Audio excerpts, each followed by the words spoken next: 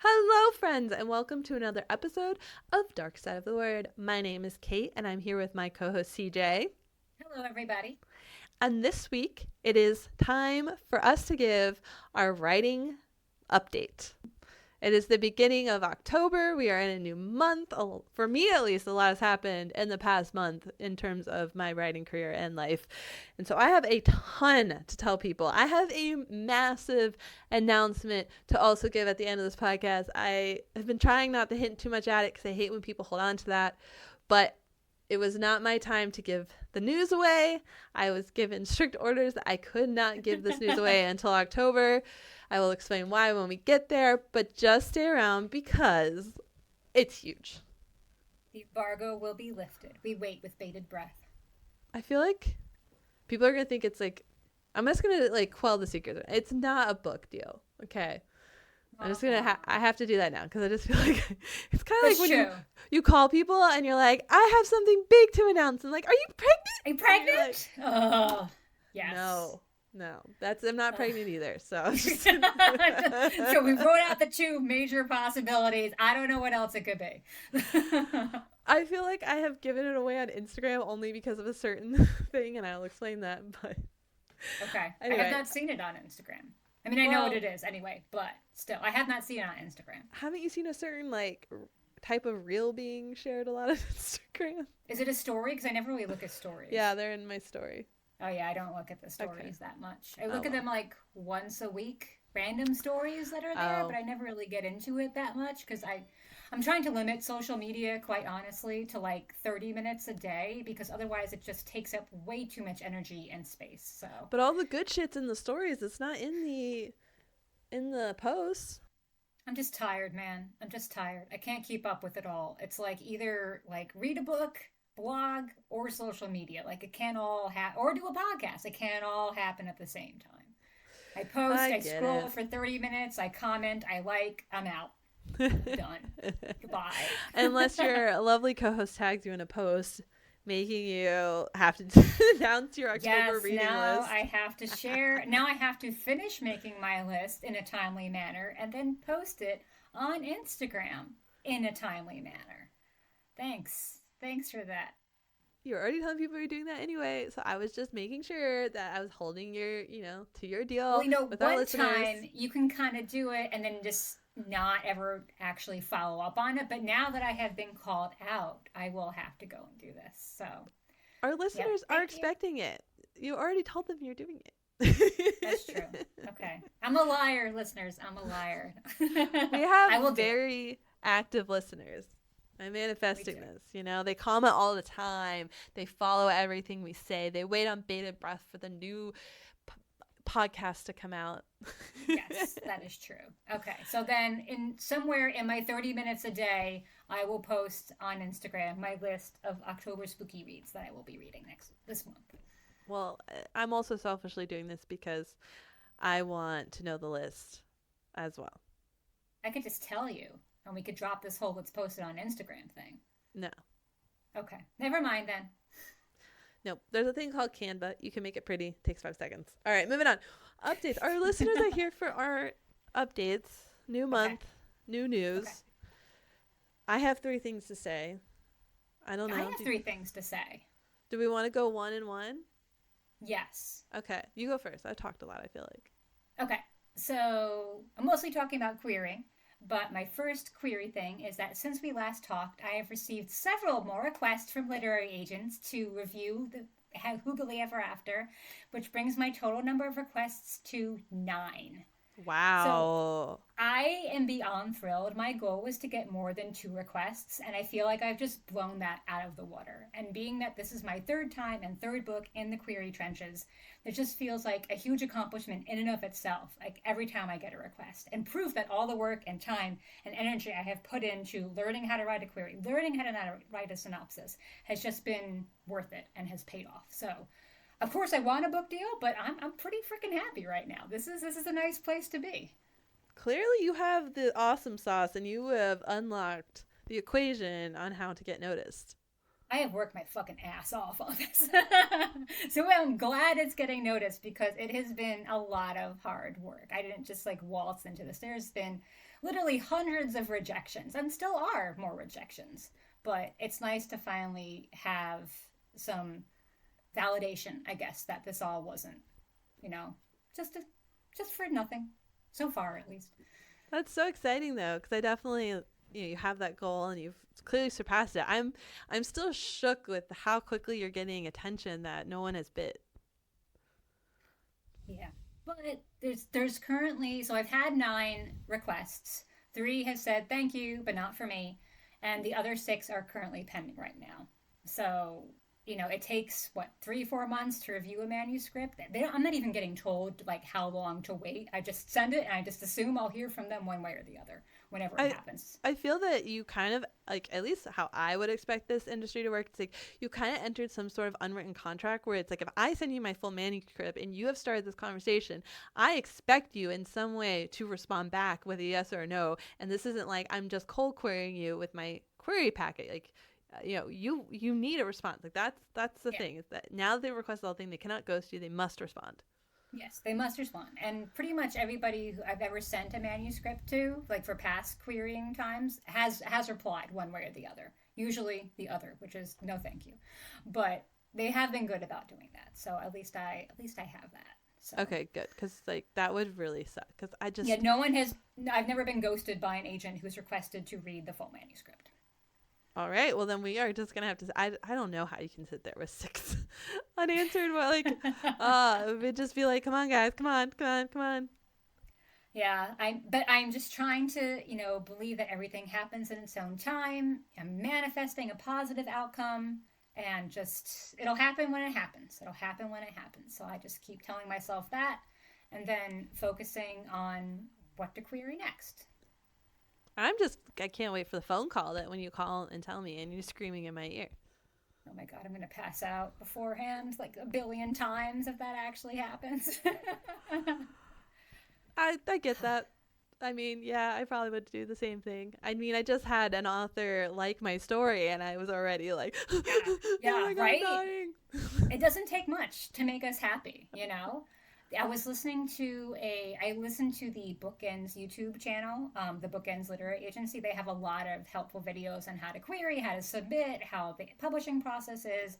And in one of them, the agent was starting off the video by doing a pretend call, like, hi, so-and-so, this is so-and-so at Bookends. I'm just going to tell you I loved your book and I'm offering you representation.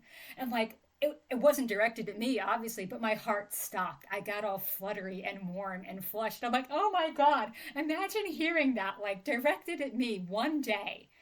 It'll be amazing. It'll be amazing. So the lesson in that is now you need to answer any unknown phone number that you do not recognize. I've kind of been doing that just in case. Yeah. Since I started querying, because I never know who's going to be on the other end. And usually my phone says spam likely or scam likely, and I don't pick it up then. But every now and then a number will come through and I just don't recognize it, and I'll just answer it on the off chance. It's usually somebody calling about my energy saving bill or something like that. But you never know. It's worth the calls, whatever, spam calls.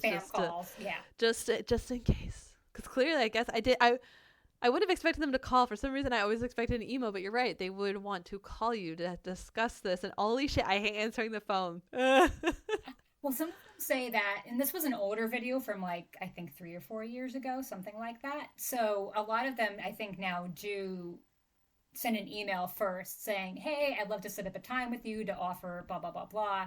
So like, I'm hoping that is to be clear, I will take anything anybody wants to throw at me. However you want to offer me representation, I will take that. But I think a lot of them are doing the email, and I like that because I am awful on the phone. I need to have a script in front of me. So if someone just calls me and I pick up expecting it to be a spam call and they're like, hello, this is an agent, I'll be like, no fucking way. And that's not very professional and not how we should start off our professional relationship. Well, that's so exciting. Congratulations. I'm sure all our listeners are clapping and cheering you on, and we're just waiting on bated breath to hear that it's real, and then we can pop the champagne and spray it everywhere and have the moment. Yes, I am waiting for that too. To stick on the news. Yeah, I was about to say, to stick on the querying track. I have Yes. not received any pull requests. No surprise there. So I ended up. It is a surprise. It is a surprise. I am Well, surprised and I offended on your behalf. thank you because I wanted to at least get one pull request. That was Hmm. my barrier with this. This is not my first time in the query trenches. So yeah, I was expecting at least one pull request. So my partner, being the non-reader helpful person that he is, took a look at my query letter, but he did help. He did a bunch of research for me that I didn't have the time to do. And so we ended That's up nice. rewriting the whole query letter, which is shocking because I Hmm. know I got into a huge disagreement with you about rewriting the query letter a I couple knew it was a episodes matter ago. of time. I don't know. It's like I really loved my synopsis Hmm. and I felt so confident with it. So Yeah. you know, I wasn't sitting here thinking I was putting out crap into the world, but Yeah. I rewrote my query letter. I have not sent it out yet because I am a day away from having a moment to do that. But I will be sending out queries this week. But I did rewrite the query letter. I sent it to you, CJ. You had some Hmm. good choices, though I did not accept one and kept my theater. That was a crisp push, okay? He was like, it doesn't matter. Okay. It shows that people actually want your work, which I didn't entirely disagree with him on. It shows that, like, I would Gotta go accept with what it feels right in your gut. and that people actually wanted my art. So Okay. I carried with him on that. But I think it was really great. So I'm excited. I don't know. It gave me some weird hope. And I feel like in this entire querying process, and I'm sure other querying listeners out there will get this, is like hope is a killer. Hope is a killer Yeah. in this. And now I've been imbued with new hope, and it's just hard. But then I also weirdly, in this weird sense, got this premonition, and I don't know why, but this premonition of I will be published traditionally. So, You you will know, be. I'm convinced you will be. so that's happening soon. I did send you new chapters, which CJ loved them and is dying for I more. love them. They were fantastic. I have never gotten this many non comments from you. Because there's not much for me to say because it's just a really compelling story. And I love the characters, I love the setup. And even though it, kind of touches on plot points like I've seen before, like a premise, it just feels very different and unique. And I'm already falling in love with the story. So I cannot wait to see what happens next. I want more chapters. I want them now so I can devour them. So that is a huge problem with this story is that it sets up like something you've traditionally seen because there's a reason for that, but you're going to see it doesn't go there at all. Okay. And that's Even the if whole it thing. did, I'm okay with it so far. So, But that's the whole point of the story. okay. Okay. So that is my querying journey update. And just to let listeners know, I have queried, I want to say over 50 authors, 50 agents. So I'm also getting kind of scared that I waited too long to rewrite my query letter and I'm going to run out of agents. So yeah, we're on that side of things. But You won't run out of agents. There's so many agents out there. okay, that's my hope. Well, at least like I had a couple good ones though, and I'm scared I lost them because I had some that I was dying to be represented by. So They weren't we the shall right see. matches for you. That's what I That's tell what myself. we're going with. Yep. You just have to tell yourself that they weren't the right matches for you. All right, and now So, that we are tennising this back and forth, it is handed back off to you, CJ. okay, well, actually, the point that you just brought up of, wondering, who to query next, that actually leads into what I was going to say. Ha, look at So me. Look at look this. at that. Not even planned. We did not discuss this beforehand, but it leads very nicely because I wanted to give a few tips of like places to look for agents to query. So since I am now confident in my query letter, I started querying new agents much more often. Before I was only sending out batches of 5 every couple of weeks. Now I'm sending out 1 or 2 every few days because when I get an offer of representation, manifest. I want to be able to go back to a good group of agents and give them a chance to all toss their hat in the ring. So I'm sending them out every few days, which means I'm researching more and more agents each week and adding them to my query list. So the places I look for them are on the Manuscript Wishlist newsletter, MSWL newsletter. I subscribe to that and get it in my email every couple of days. They do some like panels and webinars and things like that, but they also list deals and some other agents in there. So it's a really helpful resource for me to find. I just found 2 agents that I hadn't heard of today. So I'm going to add them to my list. There's also the Query Tracker newsletter, which is a little bit overwhelming because it lists like huge, updates about agent profile updates and agents being added to different profiles or leaving different agencies. So it's a lot of information to take in, but if you start parsing through it, you can just take all the agency names and research them for yourself.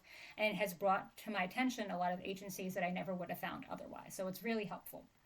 And then the final way that I am looking for agents is that in any book that I read, I always read the acknowledgments because authors always thank the agents.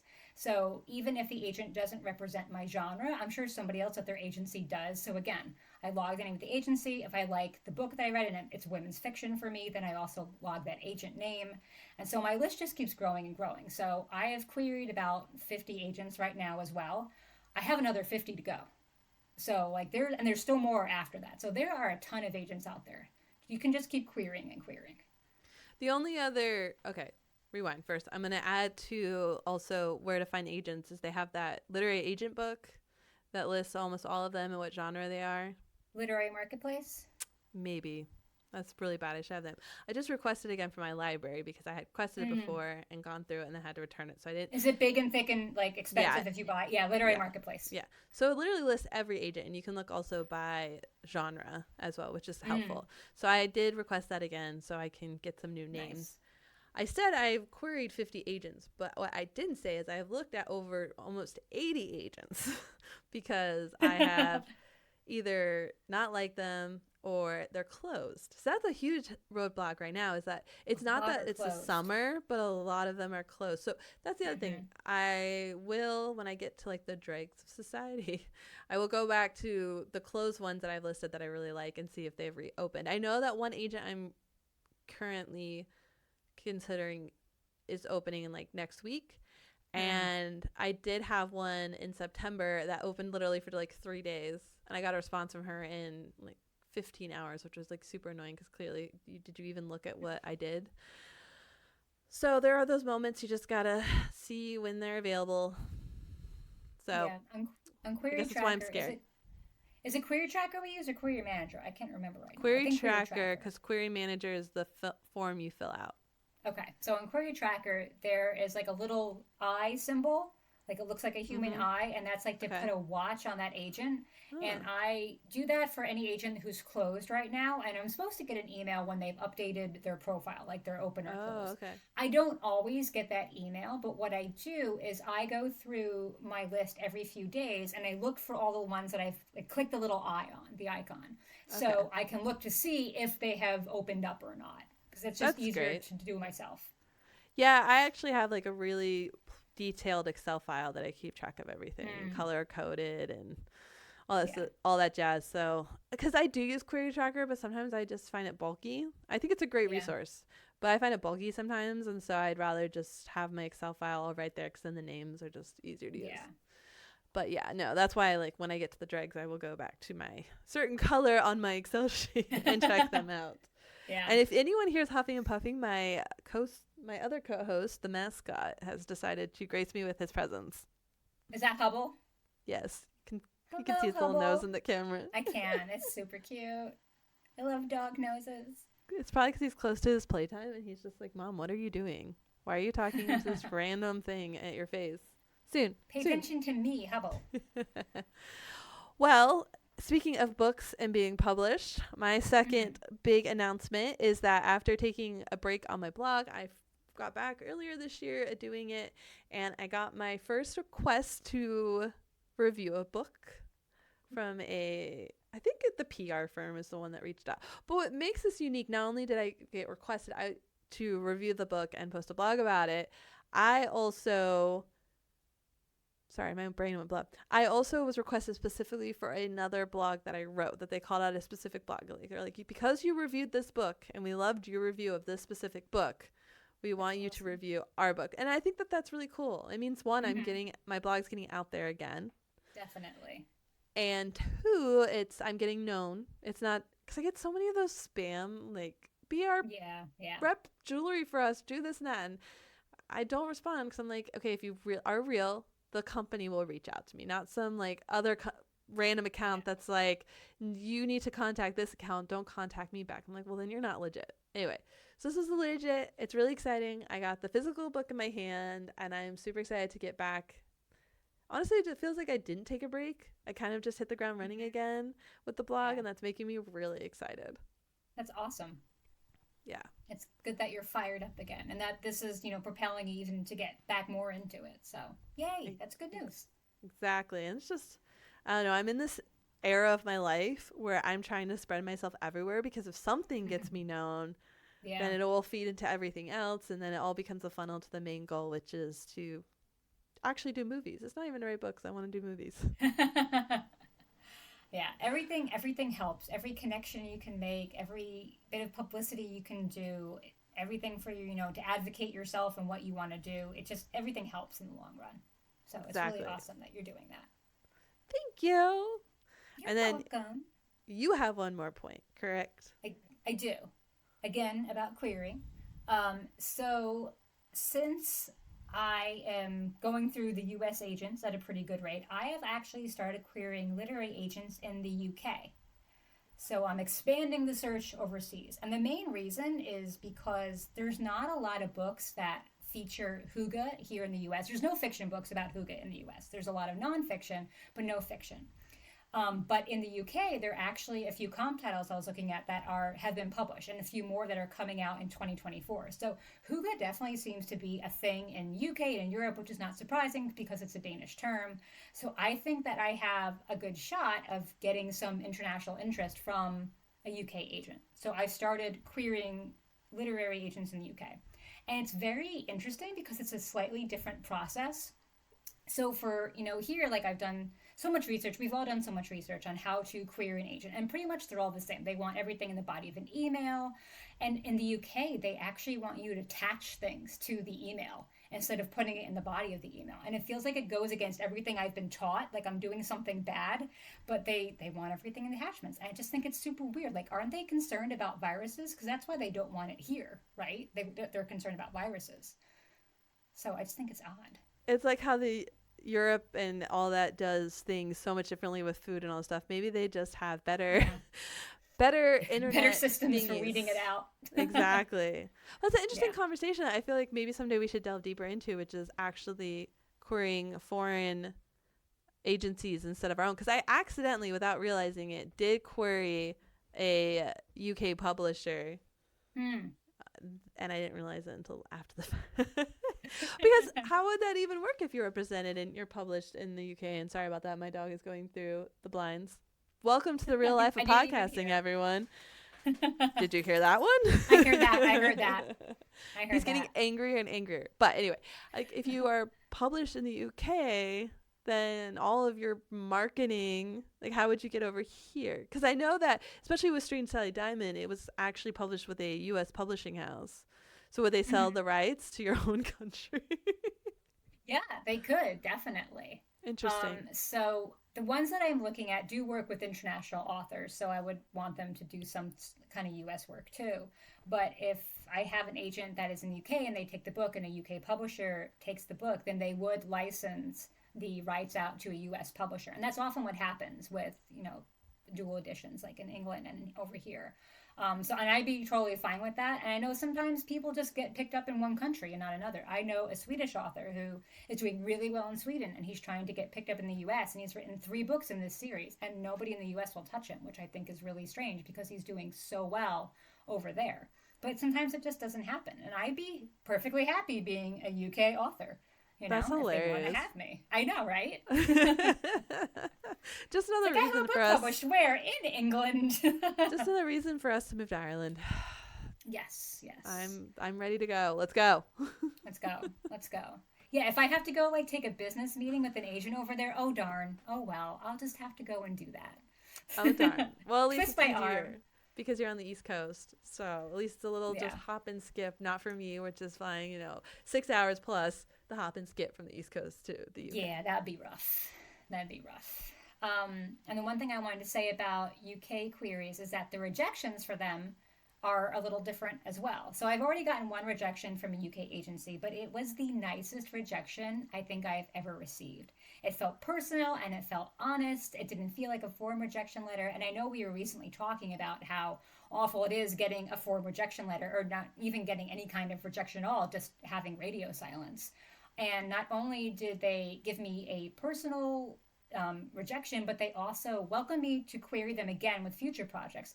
And they provided resources, like writing resources. Like, here's some info about querying. Here's about writing a synopsis. Here's about writing in general. Here's what telling versus showing is, and all this stuff. Like, all these resources to become a better writer, a better publisher, a better... Is that being passive aggressive? Is that their I don't nice way of see telling that you part your felt query more like sucks? a form letter, because it was like links and like looked like it Okay. was copied and pasted because it was in a different font. So I think that part was more like form. That's what I'm going to tell myself. I'm telling myself that. But it's like way more help and not even feedback. It's just way more help than you would get from a U.S. agent. We don't even get feedback sometimes from agents, but these people are encouraging you and telling you where to go for sources to become better at what you want to do in your life. I think Actually, that's awesome. Going back to your emails, when we were researching some more stuff about query letters, those form emails that we're getting actually mean something. What do you mean? Not like the way that they send the email and how the form is response is actually a response of telling you what's wrong with your query. Like what? Give me an example. Oh, I knew you were going to call me on the spot. I don't have the article in front of me to tell you, but essentially if they're sending you like, we'll go into this in another podcast. Okay. Because I actually learned a lot, and that's why it pushed me to rewrite my query letter, because a certain type of response shows that they're not even moving past your query letter to reading the pages. Yeah. Okay, I'm very intrigued by that. I think we absolutely should do like a episode on that. Sorry, listeners, I'm failing you. But I was not prepared to talk about that here. It's your fault. We're not failing you. We're just teasing you for what you can listen to next on the podcast. Yes. No, this will be getting a tease. A sneak preview. We should definitely talk about that, because I think that it's really great. Yeah. So those are my 3 points that I wanted to bring up. Awesome. So back to you. Yes, the big news. Oh my God, I have been holding this in forever. Like I said, I wasn't allowed to say it till October because it has to do with other people being informed and going through all of this. But drum roll, please, everyone.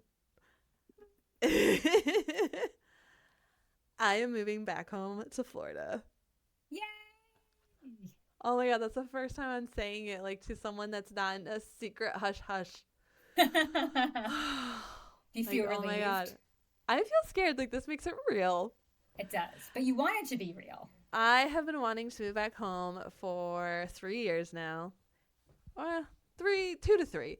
And if our listeners don't remember, I right now live in Seattle. That's where my husband is based with his job. We've lived here for almost 7 years. By the time we actually move, we'll have been here 7 years.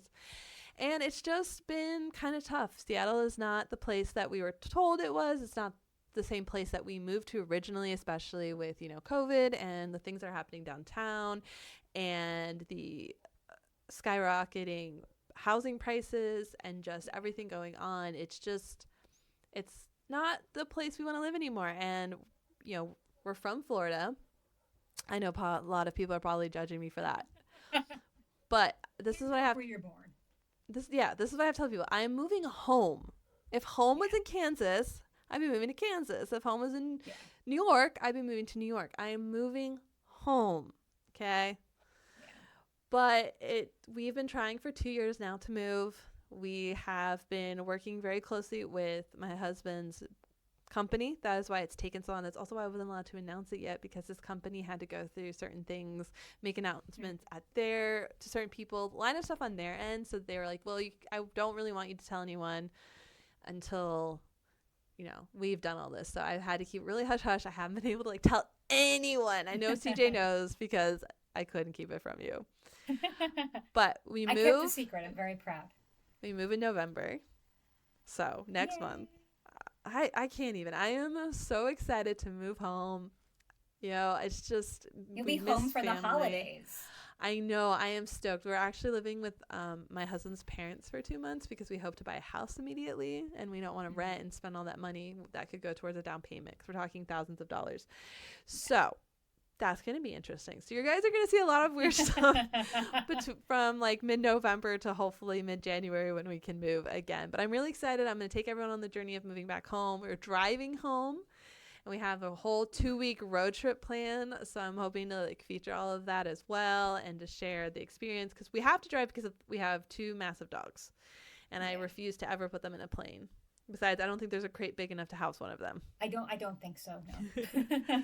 One is a Great Dane mix, just to give someone a reference of size. And in his youth, he weighed 148 pounds. Oh.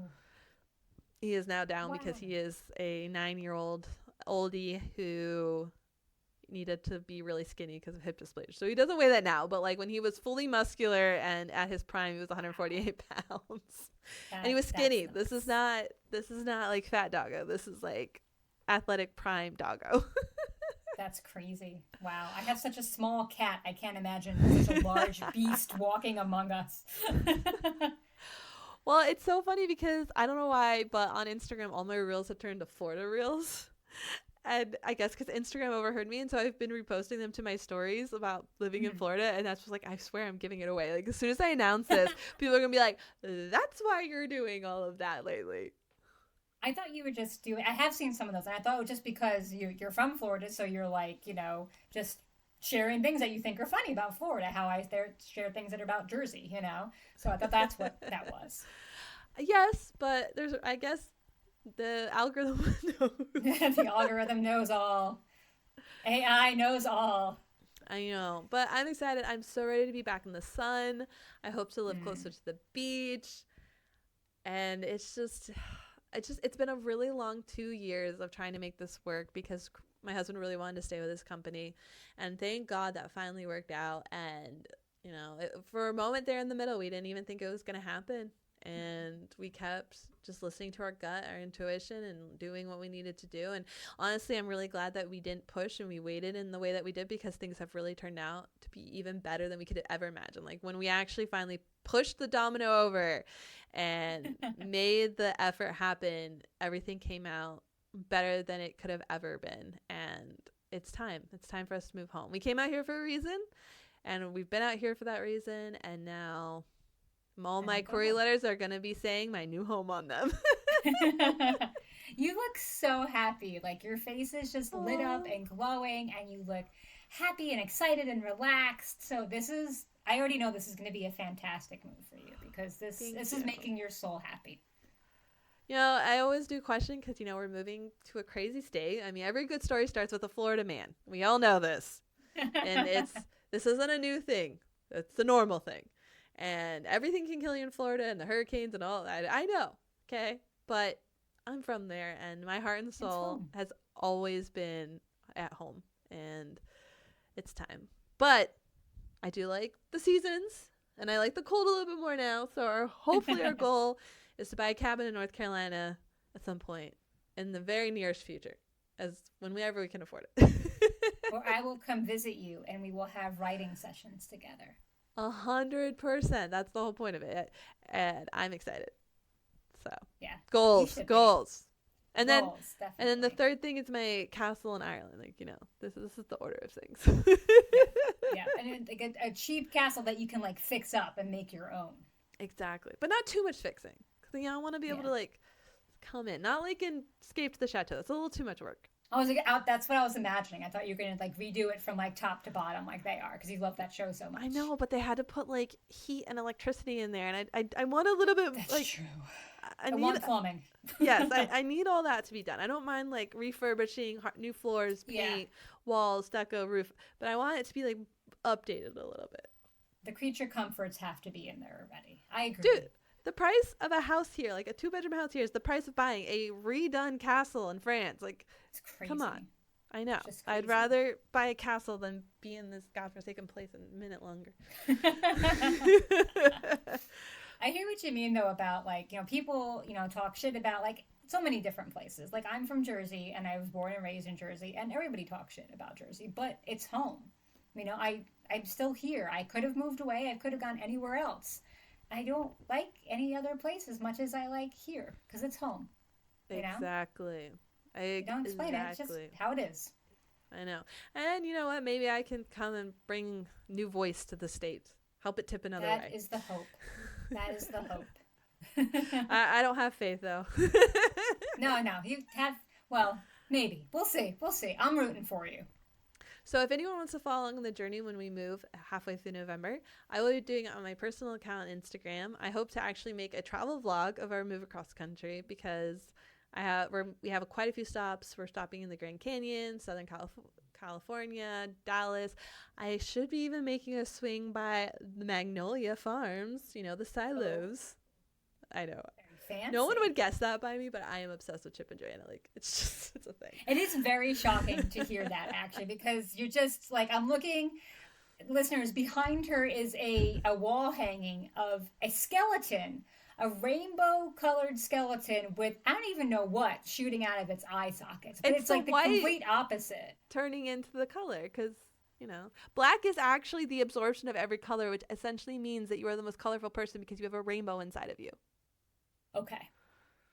Black But is every it is color. the complete opposite of anything Joanna Gaines would ever put anywhere near her Target collection or any And it's collection. hanging above my iconic yellow couch. There you go. Which she also probably would not put in anything of hers. So it is very surprising. I will take a picture and post it for all of our listeners to see what I'm talking about, what you're talking about. But yeah, I'm so excited, and yeah, we'll That's just a, see what that goes. But it's the biggest announcement I can make this month. and that is an excellent note to end on, probably. Yes, I'm so excited. And thank you, listeners, for listening. Sound off in the comments below about your own querying journey, maybe, or if you want to vent to us about your querying journey. We want to respond Mm. back. We want to create a community here. And to remind everyone, this month's book club read is Hide by Kirsten White. If you hadn't bought your copy yet and you still need to get your copy, use our affiliate links below to buy it through bookshop.org. It doesn't cost you anything extra. It just gives us a small kickback from the original price. And also, finally, guys, if you wouldn't mind, please, if you're watching this on YouTube, subscribe, rate, review, like it, thumbs up on whatever platform you're doing. It helps us out a ton and helps bring more visibility to the podcast so that we can provide you guys with this awesome content. And we will talk to you next week, friends. Bye. Bye.